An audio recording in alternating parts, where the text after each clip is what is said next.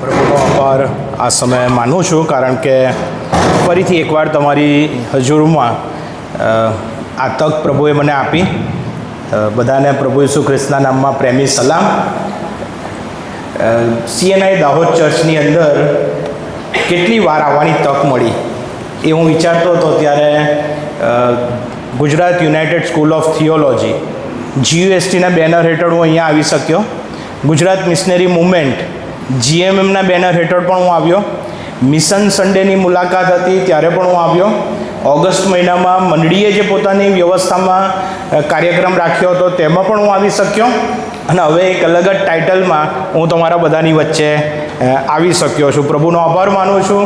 CNI Dahod મંડળીનો આભાર માનું છું અને Bible society of India Gujarat auxiliary તરફથી પ્રભુ ઈસુ ખ્રિસ્તના નામમાં આપ સર્વને પ્રેમી સલામ પણ હું પાઠવું છું. બાઇબલ સોસાયટી વિશે બધા જ જાણો છો, એ કોઈક નવી એ નથી, પણ સંસ્થા નથી, પણ બાઇબલ સોસાયટી વિશે થોડીક બાબતો જો શેર કરું તો એનું એક જ કામ મુખ્યત્વે છે, અને એ તો એ કે તમારા બધાને તમારા હાથોમાં તમારું પોતાનું બાઇબલ પૂરું પાડે. બાઇબલ સોસાયટીનું બીજું કોઈ કામ નથી. બાઇબલ સોસાયટી અસ્તિત્વમાં આવી એની પાછળનું રીઝન પણ એટલું જ હતું કે મેરી જોન્સના દર્શનને પ્રભુએ એવી રીતે આશીર્વાદિત કરી અને ગુજરાતી ભાષામાં આપણને બાઇબલ મળ્યાને 200 વર્ષ આપણે ઉજવી શક્યા. એટલે કે 200 વર્ષથી બાઇબલ આપણા હાથમાં ગુજરાતી ભાષામાં આપણી પાસે છે. અને બાઇબલ સોસાયટી એવું ઈચ્છે છે કે ભારત દેશની જેટલી પણ ભાષાઓ છે એ બધી જ ભાષાઓની અંદર બાઇબલ અવેલેબલ થાય. અને એના માટે 4 બાબતો કરે છે બાઇબલ સોસાયટી. એક તો એનું ભાષાંતર કરે છે. ભાષાંતરનું કાર્ય એટલું સરળ નથી. બાઇબલ એ મૂળ હિબ્રુ અને ગ્રીક ભાષામાં લખાયું અને ગુજરાતીમાં જ્યારે ટ્રાન્સલેશન કર્યું ત્યારે કોઈ ઇંગ્લિશ કે હિન્દી વર્ઝનમાંથી નહોતું કર્યું, પણ ઓરિજિનલી જે પ્રભુના સેવકો થિયોલોજિયન્સ હિબ્રુ અને ગ્રીક ભાષા જાણતા હતા, જેમાં બાઇબલ લખાયું હતું, એમાંથી સીધું જ ગુજરાતી ભાષામાં બાઇબલનું ભાષાંતર કરવામાં આવ્યું. અને એટલા માટે જો તમે બાઇબલ હોય તો ખોલીને પહેલા પેજ પર વાંચશો તો ત્યાં શું લખ્યું છે? હિબ્રુ અને ગ્રીક ભાષામાંથી ભાષાંતર, ગુજરાતી ભાષામાં ભાષાંતર. અને ત્યાં બાઇબલ સોસાયટીનો સિમ્બોલ પણ આપવામાં આવ્યો છે. અને બાઇબલ સોસાયટીએ એ જે ઓરિજિનલ સ્ક્રિપ્ટ હતી એમાંથી આપણી ભાષામાં જે ભાષાંતર કર્યું એ કોણ હતા, એમણે કેટલા વર્ષો ગાળ્યા અને ક્યારે બાઇબલનું ભાષાંતર થયું? 1820માં ગુજરાતીમાં પહેલું બાઇબલ ગુજરાતી ભાષામાં મેં બેંગ્લોરની અંદર ત્યાંની જે બાઇબલ સોસાયટી છે એમાં મેં જોયું તો એ દેવનગરી લિપિમાંથી થયેલું ભાષાંતર હતું. અને ત્યારબાદ 1823ની અંદર એને 5 વોલ્યુમમાં એ ભાષાંતર થયું. અને જેમ જેમ સમય જતો ગયો, ભાષાઓમાં ચેન્જીસ આવતી ગઈ અને ભાષાઓ બદલાતી ગઈ અને એમાં શુદ્ધિકરણ આવતું ગયું, એમ સમયાંતરે આપણને ગુજરાતીમાં આપણા હાથોમાં એક બહુ જ વ્યવસ્થિત રીતે પ્રભુનું વચન મળે. આવું જ બાઇબલ સોસાયટી ઈચ્છે છે કે ભારત દેશમાં કેટલી બધી ભાષાઓ છે, કેટલા બધા ડાયલોગ છે, લગભગ 2-2,500 કરતાં વધારે એ લોક બોલી કહી શકો, ભાષા કહી શકો. અને આપણી પાસે તો બહુ જ ઓછી સંખ્યામાં ભાષાંતર થયા છે. હજુ તો બહુ બધી એમાં બાકી છે કે જેમાં આપણે ભાષાંતર લોકબોલીમાં કરવાના છે. લોકબોલીની વાત કરું છું એટલે સ્ક્રિપ્ટ ગુજરાતી હોય, સ્ક્રિપ્ટ ઇંગ્લિશ હોય, પણ બોલી ડાયલોગ એમાં ભાષાંતર કરવામાં આવે. નોર્થ ઇસ્ટની 7 અલગ અલગ લેંગ્વેજની અંદર સ્ક્રિપ્ટ ઇંગ્લિશ છે, પણ એમના ડાયલોગ અલગ હોવાથી લોકબોલીમાં એમને એ ભાષામાં બાઇબલનું ભાષાંતર કર્યું છે. તમે જાણો છો ગુજરાતમાં કેટલી ભાષામાં કર્યું છે? 7 જેટલી લોકબોલીમાં આપણી પાસે નવો કરાર ઉપલબ્ધ છે. એ પછી વસાવા હોય કે પછી આપણે અલગ અલગ જે ગરાસિયા લેંગ્વેજની લોકબોલી છે એ અલગ અલગ ડાયલોગ છે, તે 7 જેટલા ડાયલોગમાં આપણે કર્યું છે. હજુ તો બહુ બધું બાકી છે. આ બધું જે કરીએ છીએ એની પાછળ જે ભાષાંતરનું કાર્ય છે એમાં ખર્ચ થાય છે. કારણ કે 2-5 વર્ષનું કામ નથી. એક બાઇબલનું ભાષાંતર કરતાં 15થી 20 વર્ષ લાગે છે. કારણ કે એ શબ્દોનો ઓરિજિનલ શબ્દો, અને અત્યારે તો હવે આપણે કચ્છી ભાષામાં પણ કરી રહ્યા છે અને ગામિત ભાષામાં પણ કરવા જઈ રહ્યા છે. અને એ શબ્દ 15થી 20 વર્ષ પછી એની સ્ક્રિપ્ટ તૈયાર થાય, એનું પ્રિન્ટિંગ થાય. તમારી પાસે જે બાઇબલ છે એના પેપર હાથમાં પકડશો તો તમને ખ્યાલ આવશે કે એ પેપર એ બહુ કોસ્ટલી પેપર છે, બહુ રેગ્યુલર આપણા પેપર નથી. કારણ કે એમની ઉપરની છપામણી આગળ અને પાછળ એકબીજાને ડિસ્ટર્બ નથી કરતી. પણ A4 સાઇઝના પેપર તમે જોજો રેગ્યુલર કે એ પેપર કરતાં આ પેપર મોંઘા છે અને જે પેપરની ક્વોલિટી છે તે બહુ મોંઘી છે. અને એટલા માટે એનો ખર્ચ, ત્યારબાદ પ્રિન્ટિંગમાં જાય એનો ખર્ચ, ત્યારબાદ એ પ્રિન્ટિંગમાંથી જે બેંગ્લોર આવે ને વેર હાઉસ, ત્યાંનું જે ગોડાઉન છે એની અંદર એ બાઇબલો બહુ જ હ્યુજ એમાં છે. લગભગ 100 કરોડ કરતાં વધારેના બાઇબલોનું પ્રોડક્શન થાય છે. અને પછી ત્યાંથી આપણી પાસે ગુજરાતમાં આવે એનો ખર્ચ, અને તમારી પાસે તમારા હાથોમાં આવે ત્યાં સુધીના તબક્કામાં તમારા હાથમાં જે બાઇબલ છે એની કોસ્ટ 1200 રૂપિયા થઈ જાય છે. પણ આપણે એ 400 રૂપિયામાં કે 300 રૂપિયામાં આપણે એ આપીએ છીએ. બાકીનો જે વચ્ચે 800 રૂપિયાનો જે ખર્ચ છે તે ખર્ચ કેવી રીતે પૂરો થાય? એટલે બાઇબલ સોસાયટી તો જે કામ કરે છે તે ઓલરેડી તમારા માટે ને મારા માટે એક દર્શન છે કે લોકોને પોસાય તે કિંમતમાં બાઇબલ આપવું. જો પૈસા ના હોય તો ફ્રીમાં પણ આપવું. બ્રેલ લિપિનું બાઇબલની કિંમત 43,000 રૂપિયા છે. જે લોકો વાંચી નથી શકતા એમને માટે બનાવેલું બાઇબલની કિંમત 43,000 છે, પણ બાઇબલ સોસાયટી એ ફ્રીમાં આપે છે. એટલા માટે કે વિઝન પૈસા કમાવાનું નથી, વિઝન તો પ્રભુનું વચન બધા લોકો પાસે પહોંચે તે છે. પણ તેમ છતાં મંડળીની જવાબદારી છે કે આ વચન પહોંચાડવાનું કામ એ બાઇબલ સોસાયટીનું નથી, વચન પહોંચાડવાનું કામ તો મંડળીનું છે. પણ મંડળી પાસે વચન એમની ભાષામાં લઈને આવવાનું કામ એ બાઇબલ સોસાયટીનું છે. અને એટલા માટે તમારા જેવા મિત્રો, મંડળીના સભ્યો અને પાળક સાહેબ, પાસ્ટોરેટ કમિટી એ પુષ્કળ જહેમત કરીને ખનથી આ કાર્ય કરે છે. અને એટલા માટે હું ખાસ રીતે પાળક સાહેબનો આભાર માનું છું, દિલીપ નીનામા પાળક સાહેબને પરિવારનો, બહેન અને બાળકોનો, કે હંમેશા જ્યારે હું આવું છું ત્યારે બહુ જ પ્રેમથી મારો આવકાર કરે છે અને મારી તમામ વ્યવસ્થાઓ પૂરી પાડે છે. પાસ્ટોરેટ કમિટીનો આભાર માનું છું. અને જો દાહોદ મંડળીની વાત કરું તો 2 નામ ના લઉં તો સ્થાને ના ગણાય. એક તો લવિનિયા દાદી આંટીને યાદ કરી લઈએ, ઈસાક દાદાને યાદ કરીએ કે જેમણે બાઇબલ સોસાયટીની અંદર વર્ષો પૂર્વે બહુ જ અજાયબ એવું કાર્ય કર્યું હતું. અને આ જે બ્રાન્ચની અંદર ને મેરી જોન્સના જે પાયામાં એમની ખાસ પ્રકારની સેવાઓને માટે પ્રભુનો ને એમનો આભાર માનીએ છીએ. ત્યારબાદ સત્યવીર દંતાલિયા ભાઈને પણ યાદ કરીએ છીએ કે તેમની પણ અદ્ભુત સેવાઓ રહી.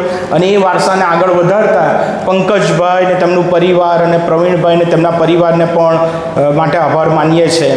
વિજયભાઈની સાથે આ વારસાને આગળ વધારતા દાહોદ બ્રાન્ચમાં ઘણા બધા નવા સભ્યોને પણ એડ કરવામાં આવ્યા. કદાચ બધાને હું જાણતો નથી, પણ મેરી જોન્સમાં અને બ્રાન્ચમાં ઘણા બધા સભ્યો લેવામાં આવ્યા છે. તેમની સેવાઓને માટે પણ હું પ્રભુનો આભાર માનું છું અને પંકજભાઈને પરિવારનો પણ ખાસ રીતે આભાર માની લઉં છું. આ બધી સેવા પાછળ એક જ વિઝન છે, એક જ મિશન છે, અને તે છે કે પ્રભુનું વચન દાહોદના અને આખા જે વિસ્તાર છે આસપાસના પંચમહાલથી લઈને બધી જ જગ્યાઓ પર ત્યાં પ્રભુનું વચન પહોંચાડવાની જવાબદારી. દાહોદ એટલે બહુ જૂની મંડળી છે અને બહુ મુખ્ય મંડળી છે. પંચમહાલ વિસ્તારની અંદરની જ્યારે શરૂઆત થઈ, ઇતિહાસ તમે વાંચશો તો તમને ખબર પડશે કે મિશનરીઓએ આવીને કેવી રીતે અહીંયા શરૂઆત કરી અને ક્યાંથી ક્યાં આ વિસ્તારને પ્રભુએ આશીર્વાદિત કર્યું. આજે તમે બધા વેલ સેટલ છો. પ્રભુનો આભાર માનીએ છીએ કારણ કે પ્રભુએ એ આશીર્વાદ તમને આપ્યો છે. અને એટલે પ્રભુનું વચન અને મંડળી એક સિક્કાની 2 બાજુ છે. મંડળી હોય પણ પ્રભુનું વચન ના હોય તો કશું થઈ શકતું નથી. પ્રભુનું વચન હોય પણ મંડળી ના હોય તો કશું થઈ શકતું નથી. એટલે બાઇબલ સોસાયટી અને મંડળી એક સિક્કાની 2 બાજુની જેમ કામ કરે છે. અને પાળક સાહેબે બહુ રાઇટલી કહ્યું કે બધી જ મંડળીઓ, ખ્રિસ્તી સમુદાય, પછી એ CNI હોય, મેથોડિસ્ટ હોય, અલાયન્સ હોય, વેસ્લિયન હોય, પેન્ટિકોસ્ટલ હોય, કોઈ પણ વ્યક્તિ પ્રભુનું વચન માંગે એમને પ્રભુનું વચન પ્રોવાઈડ કરવું એ આપણી જવાબદારી અને બાઇબલ સોસાયટીની ફરજ છે. અને એટલા માટે જ્યારે તમે બાઇબલ વાંચો ત્યારે પહેલું પેજ ખોલો ત્યારે અચૂક બાઇબલ સોસાયટીને યાદ કરજો, પ્રાર્થના તમે કરજો. અને આ બાઇબલ સોસાયટીનું કાર્ય છે. અને બાઇબલ સોસાયટીએ ભાષાંતર, પ્રકાશન, વિતરણ અને સ્ક્રિપ્ચર એન્ગેજમેન્ટ આમ 4 પ્રકારના પાયા પર કામ કરે છે. અને એટલા માટે જે દાન માંગવામાં આવે છે એ દાન એટલા માટે માંગવામાં આવે છે કે બીજા બાઇબલ છપાવી શકાય. અત્યારે અમદાવાદ આવો તો બાઇબલ હાઉસમાં 1,27,00,000 બાઇબલો આપણી પાસે છે, જે નિયમિત ધોરણે જેને જરૂર હોય તેમને આપણે આપીએ છીએ. પણ લોકો તો 6 કરોડ કરતાં વધારે છે. ગુજરાતની વસ્તી તો 6 કરોડ કરતાં વધારે છે અને આપણી પાસે તો 1,27,00,000 જ બાઇબલો છે. એટલે જે છપામણીનો ખર્ચ છે એ ખર્ચને પહોંચી વળવા માટે તમે જે દાન આપો છો, જે 400 રૂપિયાનું બાઇબલ તમે ખરીદો છો, તો તમારા બધાના જ પાસેનું એક બાઇબલ તમારી સમજણમાં એવું હોવું જોઈએ કે બીજી પણ એક વ્યક્તિને એનો આશીર્વાદ મળે. જો ભાષાંતર થયા ના હોત તો તમારીને મારી પાસે પ્રભુનું વચન આવ્યું ના હોત. પણ દરેકને પ્રભુએ અલગ અલગ કૃપાદાન આપ્યા. કોઈકને ભાષાંતરનું આપ્યું, કોઈકે પ્રિન્ટ કર્યું, કોઈકને દર્શન આપ્યું, કોઈકે ખર્ચો કર્યો, પણ અંતે પ્રભુનું વચન મંડળી પાસે આવ્યું. અને હવે પેઢીઓ બદલાય ત્યાર પછી આપણી બી એ જવાબદારી છે કે એ વિઝનને આપણે કેરી ફોરવર્ડ કરીએ, આગળ લઈ જઈએ. અને આવો આપણે પ્રભુના એ વચનો તરફ જઈએ તે પહેલાં પ્રાર્થના કરીએ, પ્રભુની સહાયતા માંગીએ. અમારા જીવંત અને કૃપાળુ પ્રેમાળ પ્રભુ, તમારો પુષ્કળ આભાર માનીએ છીએ, કારણ કે તમારું વચન એ જીવંત છે, પવિત્ર છે, અમારા હૃદય અને મનોની સાથે વાત અને વ્યવહાર કરે છે. ત્યારે પ્રભુ, અહીંયા બેઠેલા પ્રત્યેક વ્યક્તિની જરૂરિયાત પ્રમાણે તમારો પવિત્ર આત્મા તેઓની સાથે વાત અને વ્યવહાર કરે અને આ વચન દ્વારા જે કંઈ અમે શીખીએ, સમજીએ, સ્વીકારીએ એ અમારા જીવનોમાં નવીનીકરણ લાવનાર, અમારા જીવનોમાં બદલાણ લાવનાર પ્રક્રિયાનો ભાગ બને તેવું થવા દો. પ્રભુ ઈસુના નામમાં અમારી પ્રાર્થના સાંભળો અને સ્વીકાર કરો. આમેન. પ્રેરિતોના કૃત્ય તેનો 1લો અધ્યાય અને તેની 6 થી 11 કલમો જે વાંચવામાં આવી. અને પ્રેરિતોનો કૃત્યનો જે બેઝ છે તે છે પ્રેરિત, એટલે જે 12 શિષ્યો હતા એ 12 શિષ્યોએ જે કાર્યો કર્યા એ 12 શિષ્યોને પ્રેરિત કહેવામાં આવ્યા. અને એમણે જે કાર્ય કર્યા તે બધું લખાણ આ પ્રેરિતોના કૃત્યોમાં એમણે લખ્યું છે. તો લખ્યું કોણે? લુકે લખ્યું, ડૉક્ટર લુકે લખ્યું કે એણે જોયું અને એણે બધા પ્રેરિતોની જ્યારે વાત કરવામાં આવે છે ત્યારે એ પ્રેરિતો પ્રભુ ઈસુ ખ્રિસ્તની સાથે ફર્સ્ટ હેન્ડ, એટલે એનો મતલબ એમ કે એમની સાથે રહીને એમણે જોયું, જાણ્યું અને પછી જે ઈસુ ખ્રિસ્તે કાર્યો કર્યા હતા એ કાર્યોને એમણે આગળ વધાર્યા. અને પ્રેરિતોના કૃત્યોના સમયે મંડળીની વાત આવે છે, મંડળીના સ્ટ્રક્ચરની વાત આવે છે. પ્રેરિતોના કૃત્યોની અંદર જ 50મા દિવસની વાત આવે છે. અને પ્રેરિતોના કૃત્યોની અંદર જ એ 4 સુવાર્તાનો નિચોડ પણ આવી જાય છે. 4 સુવાર્તા એ પ્રભુ ઈસુ ખ્રિસ્તના જીવન સંબંધી કહે છે. પણ એ કાર્યને આગળ લઈ જતા જો તમે 8મી કલમ જુઓ તો પ્રેરિતોના કૃત્યોના બધા જ આખા પુસ્તકનો નિચોડ એ 8મી કલમમાં છે. એ એનું મધ્યબિંદુ છે, એનો કેન્દ્રવર્તી વિચાર છે અને તે આ છે: પણ પવિત્ર આત્મા તમારા પર આવશે ત્યારે તમે સામર્થ્ય પામશો અને યરૂશાલેમમાં, આખા યહૂદિયામાં, સમરૂનમાં તથા પૃથ્વીના છેડા સુધી તમે મારા સાક્ષી થશો. હવે આનો કોન્ટેક્ટ શું છે? આનો ઇમિડિયેટ કોન્ટેક્ટ શું છે? આ લખવા પાછળનું હેતુ અથવા તાત્પર્ય શું છે? આ તમે ધ્યાનથી જુઓ તો પ્રભુ ઈસુ ખ્રિસ્ત જે જીવ્યા, સેવા કરી, મરણ પામ્યા, પુનરુત્થાન પામ્યા અને પછી એમનું સ્વર્ગારોહણ થયું. એટલે કે પુનરુત્થાન પામ્યા અને સ્વર્ગારોહણની વચ્ચે પ્રભુ ઈસુ ખ્રિસ્તે આ સંદેશો આપ્યો. એટલે એમ કહી શકાય કે આ જે શબ્દો હતા જે શિષ્યોને કહેવામાં આવ્યા તે રેઝરેક્શન અને એસેન્શનની વચ્ચેના શબ્દો હતા. પુનરુત્થાન પામ્યા અને સ્વર્ગારોહણ થયું એની વચ્ચે જો પ્રભુ ઈસુ ખ્રિસ્તે કોઈ બાબત કહી હોય તો એ એમણે 2 રીતે કહી. કમાન્ડ, એક આજ્ઞાના સ્વરૂપમાં કહી, અને બીજી પ્રોમિસ, એક પ્રોમિસ આપવાના સંબંધમાં કહી કે આ બાબતની ખાતરી હું તમને આપું છું. શું આપું છું? કે તમે મારા સાક્ષી થશો. હવે જ્યારે સાક્ષી શબ્દની વાત કરવામાં આવે એટલે સીધો કોનો કોન્ટેક્સ યાદ આવે? કોર્ટનો કોન્ટેક્સ યાદ આવે. ભાઈ સાક્ષીને બોલાવજો. સાક્ષીનો અર્થ શું? સાક્ષીનો અર્થ એ કે જેણે જોયું છે પોતાની નજરથી, જેણે પોતે સાંભળ્યું છે, જેણે પોતે અનુભવ્યું છે, જે ત્યાં હાજર હતા, અને તે વ્યક્તિઓને સાક્ષી તરીકે લેવામાં આવે છે.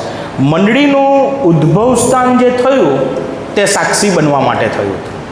મંડળી શા માટે બની? તો બાઇબલ એવું કહે છે કે ઈસુ ખ્રિસ્ત તો જતા રહ્યા, એમનું તો સ્વર્ગારોહણ થઈ ગયું, તો પછી ઈસુ ખ્રિસ્તનો સંદેશોના કેરી ફોરવર્ડ આગળ વધારવા માટે કોઈકે તો સાક્ષી બનવું પડશે. તો એ સાક્ષી કોણ બનશે? તો કહે છે કે એ સાક્ષી મંડળી બનશે. અને એટલા માટે મંડળી જો સાક્ષીરૂપ બનવું હોય તો મંડળીને સ્ટ્રેન્થની જરૂર પડે, એ પાવરની જરૂર પડે. તો એ પાવર ક્યાંથી આવે? તો એમ કહે છે કે તમે સામર્થ્ય પામશો, પવિત્ર આત્મા દ્વારા તમે સામર્થ્ય પામશો. વાલાઓ, અત્યારનું આપણે જે ખ્રિસ્તી જીવન જીવી રહ્યા છે એઝ અ ચર્ચ તરીકે, 25 વર્ષ સુધી મેં CNIમાં બાળકીય સેવા કરી, અને આ સેવા દરમિયાન લગભગ 14 જેટલી મંડળીમાં મારી ટ્રાન્સફર થઈ, અને એમાં કેટલાય વર્ષો, 5 કરતાં વધારે વર્ષો મેં ગ્રામ્ય વિસ્તારમાં પસાર કર્યા. સાઉથ ગુજરાતની અંદર, અરેઠની અંદર, વ્યારા, ગળત, અગાસવાણ, એ બધા વિસ્તારો. મંડળીને પવિત્ર આત્માના સામર્થ્યની જરૂર છે. એનો મતલબ શું? એનો અર્થ શું? એનું અર્થઘટન શું? એનો અર્થ એ થાય કે totally depend on the lord. તમારે સામર્થ્ય પામવું છે તો જેની પાસે સામર્થ્ય છે એના ઉપર ડિપેન્ડ થતા શીખો. અને અત્યારે આપણે ઘણી બધી રીતે એટલા બધા સ્ટ્રક્ચર્ડ છીએ, એટલા બધા વેલ સેટલ છીએ, એટલા બધા હાઈલી ક્વોલિફાઈડ ને એજ્યુકેટેડ છીએ કે આપણી પાસે આપણા બાપ દાદાઓનો વિચાર કરીએ ત્યારે તેઓની પાસે અનુભવનો ખજાનો હતો, પણ તેઓ હંમેશા પ્રભુની પાસે જતા હતા. અને આપણે હવે એટલા બધા ઇન્ટેલેક્ચ્યુઅલ છીએ કે આપણે ઘણી બધી વાર ચૂકી જઈએ છીએ. સામર્થ્ય જેની પાસે છે તેની પાસે જો તમે નહીં જાઓ તો તમે સાક્ષીરૂપ નહીં બની શકો. અને એટલા માટે જો જેને માટે સાક્ષીરૂપ બનવું છે એની પાસે તમારે સ્ટ્રેન્થ લેવા જવું પડશે. તો એ સામર્થ્ય ક્યાંથી તમને મળશે?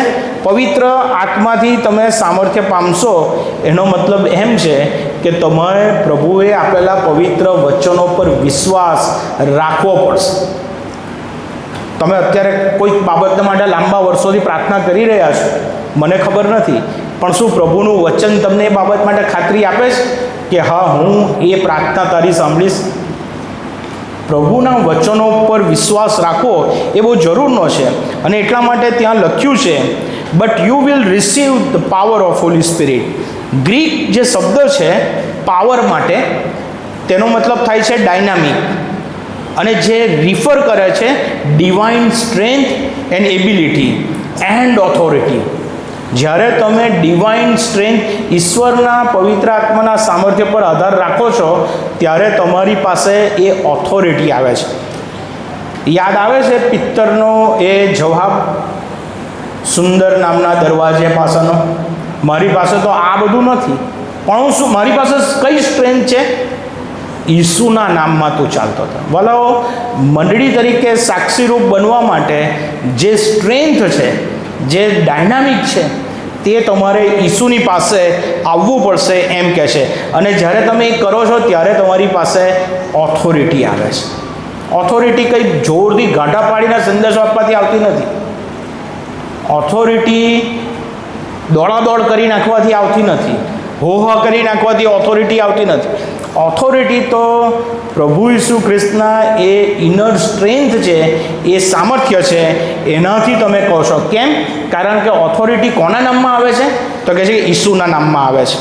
અને ત્યારબાદ તમે જુઓ તો એ જે શબ્દ છે એ ડિવાઇન સ્ટ્રેન્થ, તે શબ્દ તમારા લાઈફની અંદર ટોટલ ટ્રાન્સફોર્મેશન લાવે છે, એ બદલાણ લાવે છે. એ પિત્તરની વાત કરો, એ પિત્તર કોનાથી ડરી ગયો હતો? જ્યારે એને પૂછવામાં આવ્યું, એક નાની દીકરીએ પૂછ્યું કે હા, આ પણ ઈસુની સાથે હતો, ત્યારે પિત્તર શું કહે છે? ના ના ના, હું તો ત્યાં નહોતો, હું તો ત્યાં હતો જ નહીં. પછી એ ડિવાઇન સ્ટ્રેન્થ એની પાસે ક્યાંથી આવી? કે જ્યારે એણે રોમમાં પોતે શહીદ થઈ ગયો, વધસ્તંભે જડાયો, ઊંધા માથે વધસ્તંભે જડાયો, તો એ ફેરફાર કેવી રીતે એના જીવનમાં આવ્યો? તો કહે છે કે ડિવાઇન સ્ટ્રેન્થ પ્રભુ તમને આપે છે જ્યારે તમે એમની પાસે જાઓ છો, અને એટલા માટે એ ઓથોરિટી પણ પ્રભુ તમને આપે છે. ત્યારબાદ તમે જુઓ તો ત્યાં લખ્યું છે કે પ્રભુ ઈસુ ખ્રિસ્તનું મિશન છે કે તમે સાક્ષીરૂપ બનો. What about CNI Dahod church? આપણી મંડળીની સાક્ષી શું? કેટલા વર્ષોથી આપણે અહીંયા એસ્ટાબ્લિશ. મંડળીની સાક્ષી જ્યારે હું બોલું છું, ઇટ મીન્સ ઇન્ડિવિજ્યુઅલ ટેસ્ટિમની. મંડળીની સાક્ષી એટલે પાળક સાહેબ નહીં, મંડળીની સાક્ષી એટલે પાસ્ટોરેટ કમિટી નહીં. મંડળીની સાક્ષી એટલે કે મારી સાક્ષી શું?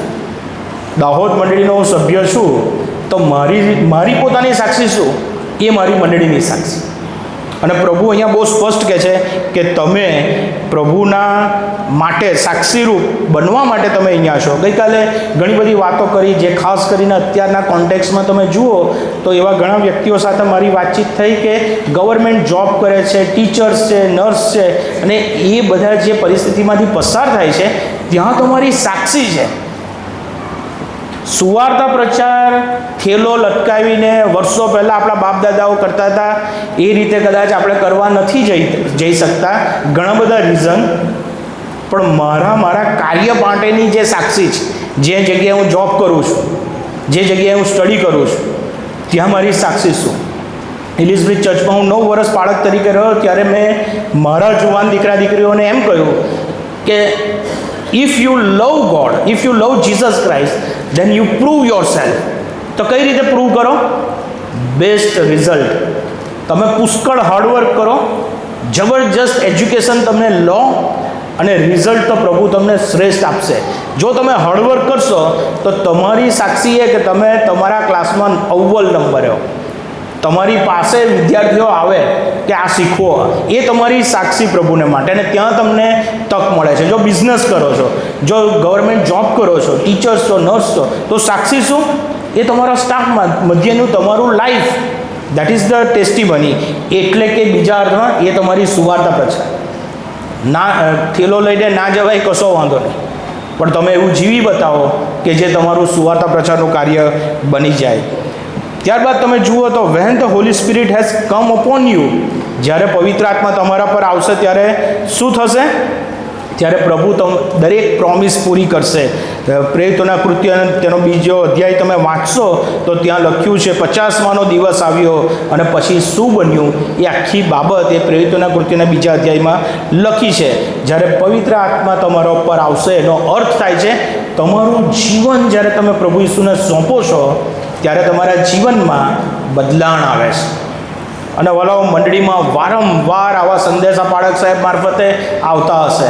અહીંયા આ પેસેજ પસંદ કરવાનું રીઝન શું છે કે પ્રભુ ઈસુ ખ્રિસ્ત જે ઉંચકાઈ ગયા છે તે કહે છે કે જેમ તેઓ આકાશમાં જતા તમે જોયો તે જ રીતે પાછા આવશે. અને સમય બહુ જ ઓછો છે અને આપણે બહુ બિઝી છીએ કે જેથી કરીને આપણે વિચારી શકતા નથી કે પ્રભુ ઈસુ ક્યારે આવશે. અને એટલા માટે તમારા બિઝી શેડ્યુલની અંદર you have to be prepare yourself. તમારે તૈયાર થવાની જરૂર છે, કારણ કે ગમે ત્યારે પ્રભુ આવે ત્યારે તમે તેમની સાથે હો.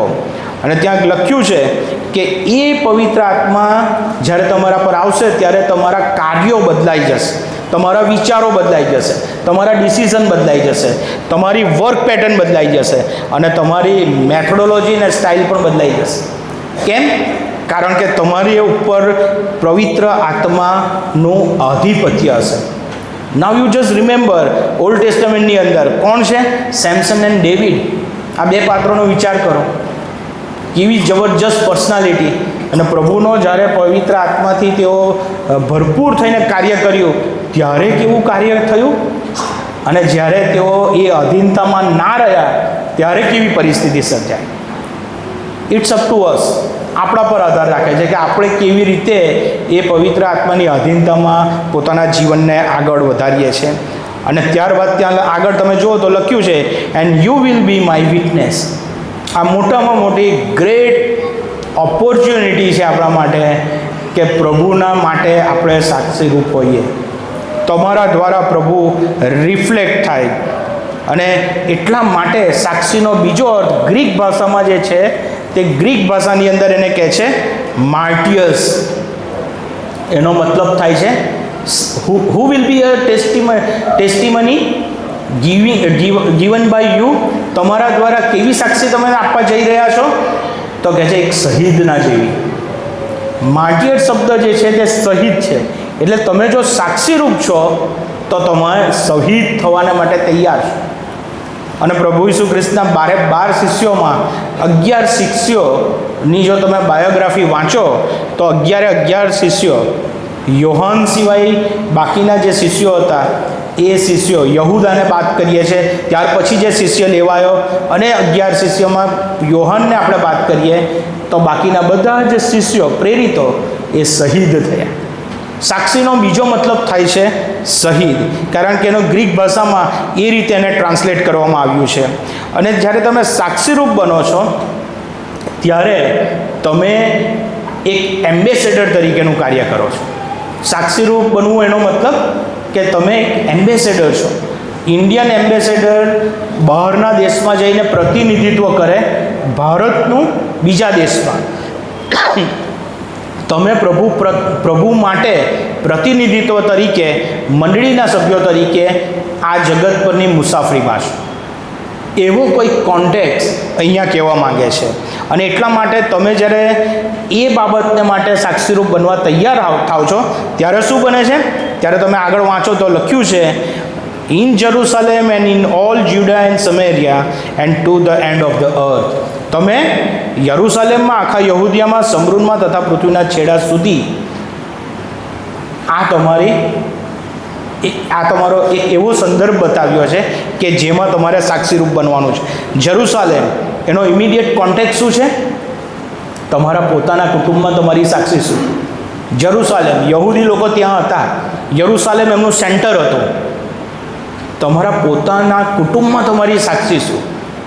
હું ગામના છેડા પર જઈને સુવાર્તા આપી આવું અને મોટી મોટી વાત કરું, પણ મારા ઘરમાં મારી સાક્ષી શું? મારી સાક્ષી પ્રભુના પ્રેમને રિફ્લેક્ટ કરનાર છે. Judea it's a part of border to Jerusalem. એ યહૂદા એ યરુસલેમની બોર્ડર પરની હતી જગા. અને એટલા માટે તમારી સાક્ષી તમારા કુટુંબની સાથે, તમારા સગા સ્નેહી મિત્રો અને તમારા લોકોને તમારા સમુદાયની વચ્ચે શું? બીજા અર્થમાં તમારી મંડળીમાં તમારી સાક્ષી શું? નંબર 1 તમારા કુટુંબમાં કે તમારી સાક્ષી શું? નંબર 2 તમારી મંડળીમાં તમારી સાક્ષી શું? અને ત્રીજું સમારિયા, એ મિક્સ ક્રાઉડ હતું.